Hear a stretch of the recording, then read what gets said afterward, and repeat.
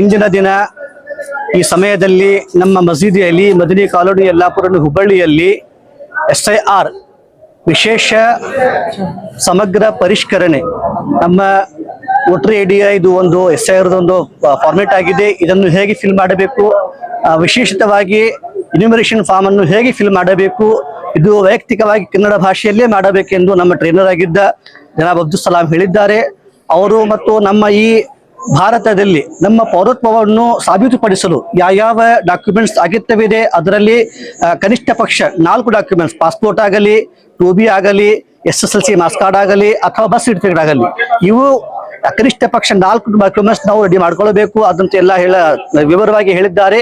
ನಾನು ನಮ್ಮ ಮಸೀದಿಯಲ್ಲಿ ವತಿಯಿಂದ ಇಲ್ಲಿಯ ಜಮಾತಿನ ಮುತ್ವಲಿಯವರ ಜಮಾತಿನ ಎಲ್ಲ ಸದಸ್ಯರ ವತಿಯಿಂದ ಜನಾಬ್ ಅಬ್ದುಲ್ ಸಲಾಂ ಅವರಿಗೆ ಮತ್ತು ಅಬ್ದುಲ್ ಅಜೀಜ್ ಅವರವರಿಗೆ ಮತ್ತು ನಮ್ಮ ಸಾದಿಕ್ ಸೌನೂರ್ ಅವರಿಗೆ ನಮ್ಮ ಎಲ್ಲ ಈ ಮೀಡಿಯಾ ಪರ್ಸನ್ ಎಲ್ಲ ಪೀಪಲ್ ನಾನು ಕೃತಜ್ಞತೆ ಸಲ್ಲಿಸುತ್ತೇನೆ. ಮತ್ತು ಈ ತರಹದ ಪ್ರೋಗ್ರಾಮ್ಗಳನ್ನು, ಈ ತರಹದ ಜಾಗೃತಿ ಸಭೆಗಳನ್ನು ಇಡೀ ನಮ್ಮ ನಗರದಲ್ಲಿ ಅಥವಾ ನಮ್ಮ ಇಡೀ ಕರ್ನಾಟಕದಲ್ಲಿ ನಾವು ಆಯೋಜಿಸಬೇಕು. ಇದರಿಂದ ನಮ್ಮ ಎಲ್ಲ ಪ್ರಜೆಗಳಿಗೆ, ಎಲ್ಲ ನಮ್ಮ ಬಾಂಧವರಿಗೆ ಬಹಳ ಸಹಾಯವಾಗುತ್ತದೆ.